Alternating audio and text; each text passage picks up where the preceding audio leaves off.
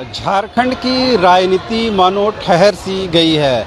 ऐसा लगता है कि तमाम राजनीतिज्ञ जो हैं वो राजभवन के एक कदम का इंतज़ार कर रहे हैं, जिसके बाद ही सरकार की ओर से कोई अगला कदम उठाया जाएगा। इस बाबत कल देर शाम मुख्यमंत्री आवास में यूपीए के 11 विधायकों ने जो प्रेस वार्ता की है, उसमें भी इस बात को लेकर के कहीं न कहीं अपनी बातें, अपना मंतव्य रखा गया है।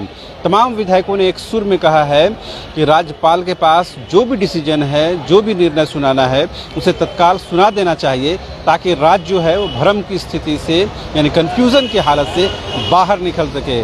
फिलहाल राजभवन पर तमाम लोगों की निगाहें हैं, पत्रकारों की भी निगाहें हैं, लेकिन अब तक राजभवन की ओर से या यूँ कहें कि भारत निर्वाचन आयोग की तरफ से ऐसा कोई भी नोटिफिकेशन, ऐसी कोई भी अधिसूचना जारी नहीं हुई है जिससे ये माना जाए कि मुख्यमंत्री हेमंत सोरेन की विधायकी को लेकर खतरा है। तमाम कयास और अटकल के बीच में झारखंड गुजर रहा है, लेकिन इसका सबसे बड़ा खामियाजा यहाँ के लोगों को उठाना पड़ रहा है, जो कहीं न कहीं वेलफेयर स्कीमों से दूर होते जा रहे हैं।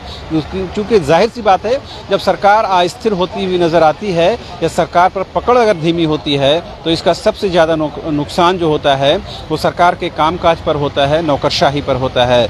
ऐसे में तमाम आईएएस के लोग हों या आईपीएस के लोग हों या प्रशासनिक अधिकारी हों, तमाम लोग कहीं न कहीं सरकार के अगले कदम पर नज़र बनाए हुए हैं। हालांकि रूटीन जो कामकाज है वो होते हैं। इस वक्त हम मौजूद हैं राजभवन के पास, जहां की तस्वीरें आपको पहले दिखा दें कि यहां पर आमतौर पर सन्नाटा पसरा रहता है, लेकिन अभी भी स्थिति बहुत ज़्यादा बदली हुई नज़र नहीं आ रही है। केवल पत्रकारों की भीड़ और पत्रकारों की गाड़ियाँ आपको नज़र आएंगी, लेकिन बहुत कुछ स्थिति नहीं बदली है।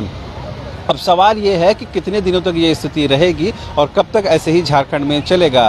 क्योंकि राजनीति अपने के लिए ज़मीन तलाश लेती है, उसको पता है कि किस तरह से किन इश्यूज़ को टच करना है, लिहाजा राजनीति अपने स्थान पर, अपने कामकाज पर लगी हुई है। आरोप प्रत्यारोप का दौर जारी है, लेकिन सबसे बड़ा और अहम सवाल ये है कि झारखंड की हेमंत सोरेन सरकार का भविष्य क्या होगा।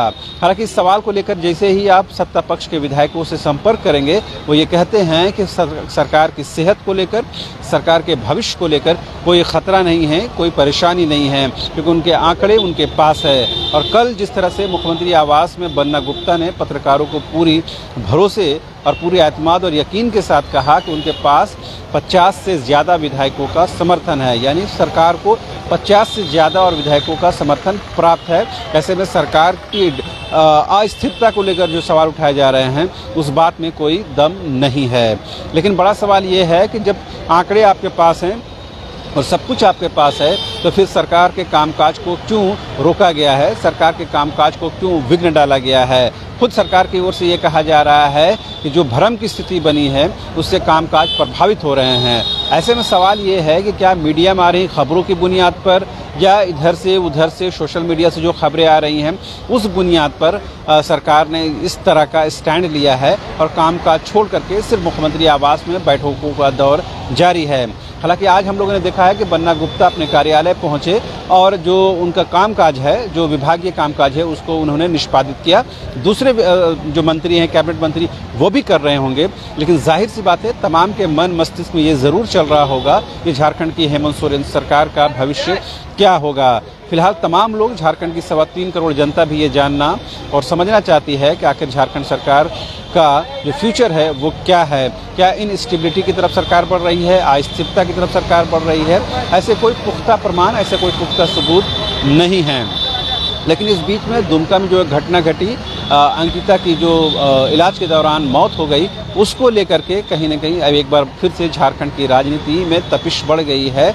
बताया ये जा रहा है, खबरों के मुताबिक ये है कि राज्यपाल ने जो डीजीपी और मुख्य सचिव को तलब किया है। हालांकि अब तक किसी के आने की कोई खबर, कोई सूचना नहीं है, लेकिन तमाम ये खबरें आने के बाद, यानी दुमका में अंकिता के जो घर वाले, उसका विरोध प्रदर्शन और तमाम ज़िलों में विरोध प्रदर्शन के बाद पूरे प्रदेश में यूँ कह सकते हैं कि इसकी आंच पहुंच गई है। राजधानी रांची में भी लगातार विरोध प्रदर्शन का सिलसिला चल रहा है।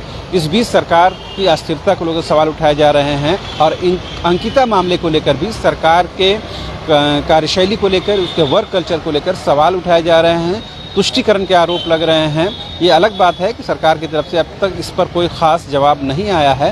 हालांकि विभागीय मंत्रियों की तरफ ये कहा गया है कि जो सरकार इलाज के दौरान कर सकती थी, यानी रिम्स में जो इलाज मिल सकता था उसका इलाज किया गया है, लेकिन उस पर आगे और क्या कुछ हो सकता था इस पर बात नहीं कही जा रही है। बहरहाल झारखंड में इस वक्त दो विषय महत्वपूर्ण हैं, इसको कवर करने के लिए न सिर्फ झारखंड के बल्कि दिल्ली के मीडिया हाउसेस के लोग भी यहाँ पहुँचे हैं, जिसमें सबसे अहम है झारखंड की हेमंत सोरेन सरकार की स्थिरता और दूसरा है अंकिता की जो मौत हुई है उसको लेकर किस तरह से झारखंड का जो परिदृश्य है वो बदल रहा है।